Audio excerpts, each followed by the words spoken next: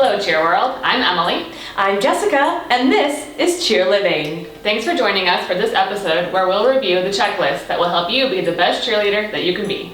So without further delay, here are 8 things that you can do to be a great cheerleader. Flexibility is not easy to come by. The cheerleaders that you look up to can pull an amazing needle only because they've been working hard for years to earn that flexibility. Commit to stretching every single day if you want to take your skills to the next level. That is so true, Jessica. And if you look at someone like Maddie Gardner, you have to remember that she's been cheering since she was 3 years old. That's right, you gotta work for it. And a big part of that is remaining focused, which is next on our checklist. It takes a lot of work to balance being a cheerleader and student and having a social life. Successful cheerleaders work on being able to focus on the task at hand in the moment. This allows them to complete whatever they are working on a more efficient schedule. If you try to do too many things at once, you likely won't get anything done.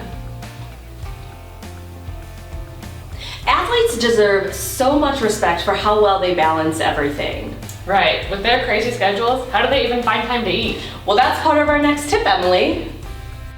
The physical demands of cheerleading require that athletes not only eat a healthy diet, but that they choose healthy snacks. Cheerleaders need to replenish before and after tough practices and intense performances. Do research on nutrition for athletes and start your healthy snacking habits right away. Those are great tips. Of course, if you have any additional questions about your health, you should consult your doctor. That's right, an expert is really your best bet. A healthy diet is important for the obvious reasons, but it can also help stabilize your moods. Having a positive attitude is actually next on our list. It's easy for a cheerleader to be spirited at a game or competition when the energy is up and the music is playing. It's another thing to be positive during a difficult practice session or poor performance. A good cheerleader maintains a positive attitude even when times are tough. By maintaining a positive attitude, you can encourage your teammates to do the same. A positive attitude really can help you stand out from your teammates for all the right reasons. That's right. It can take you from being a team member to being a team leader. And that's not the only way to be a team leader either. Our next tip is all about leading by example. You don't have to be the team captain to be a leader. A good cheerleader doesn't just listen and follow the coach and captain, she also leads by example. This doesn't mean taking matters into your own hands and acting like the new captain, but instead it means setting an example for everyone else on the team. When it's time to start warming up, instead of chatting with friends, get started immediately. It might be hard sometimes, but if everyone on your team works hard to set a great example, there will be no limits to what you can achieve. That's so true. Sticking together as a team, no matter what, can make all the difference. And that also means avoiding the gossip trap. Gossip can easily snowball into bullying and cruel actions. A good cheerleader doesn't start, spread, or even listen to rumors. If you hear a teammate talking negatively about another teammate, don't join in and add fuel to the fire. Instead, talk to the teammate about how a rumor can bring down an entire squad and ruin your team's foundation of trust.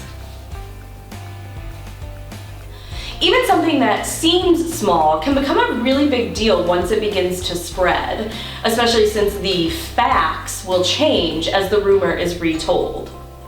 If you are a victim of gossip or bullying, or know someone who is, talk to your coach or parents for help. That's great advice, Emily. Let's talk a little bit more about cheer parents. Cheer parents are some of the best parents.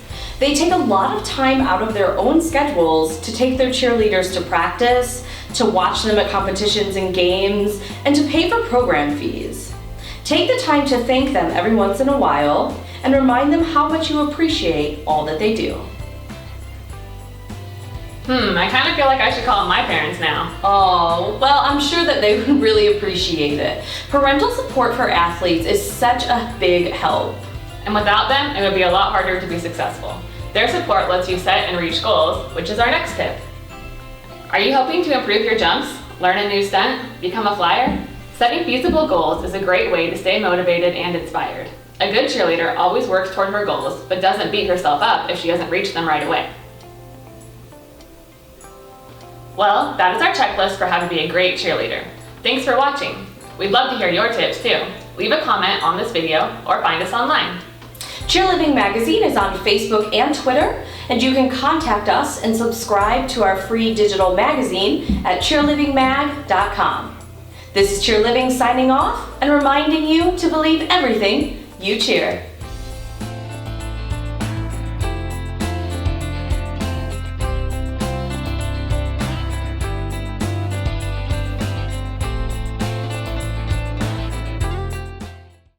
An additional? All the help that... Nope. You know, helps and stuff. Yeah, go ahead. And without them, it would definitely be harder to be successful.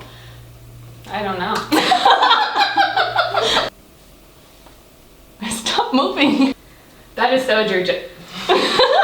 And you can find us and contact us and do things and start over. Just Google us.